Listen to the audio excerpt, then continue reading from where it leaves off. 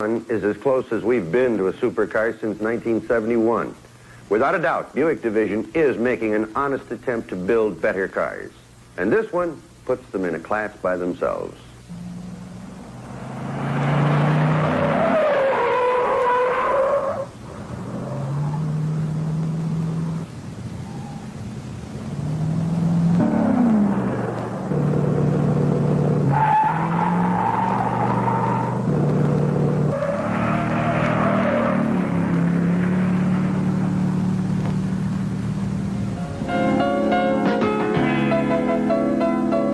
With today's popularity of recycling, it came as no real surprise that Buick returned to the Century nameplate.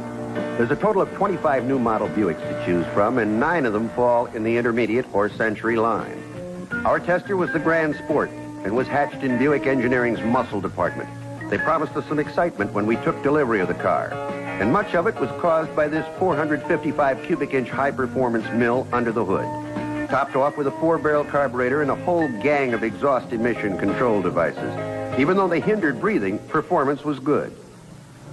In our bury the foot game, it felt strong. 30 miles an hour came after only 3.2 seconds. This is as close to a supercar as anything we've had since breathing clean air became popular.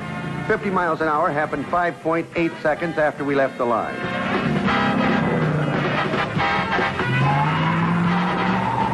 70 miles an hour took 10.4 seconds, and she broke through the traps at the end of the quarter mile in 15.3. And out of today's showroom, that's good.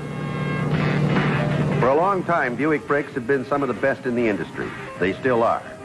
This 30-mile-an-hour stop took 41 feet.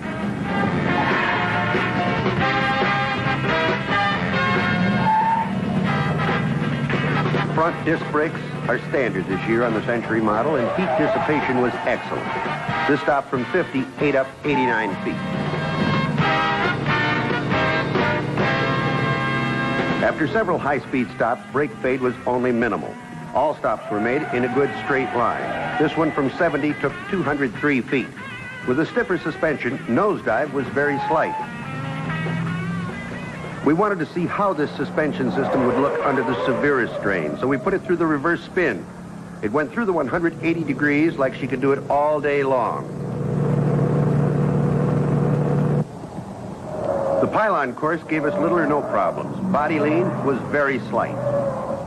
Going from a hard right to an immediate hard left turn, there was a slight hesitation in the steering wheel, caused by a failure of the power steering unit to keep up with the demand on the wheel.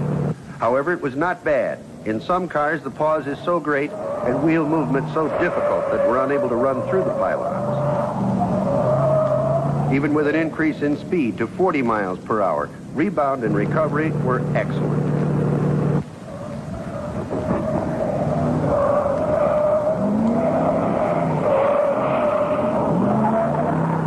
The AccuDrive front suspension allowed very little wandering or wallowing.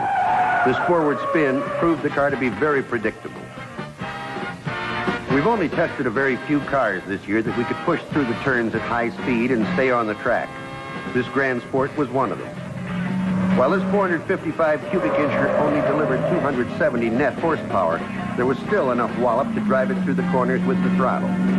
With the Grand Sport, Buick offers an excellent compromise between good handling and a smooth ride.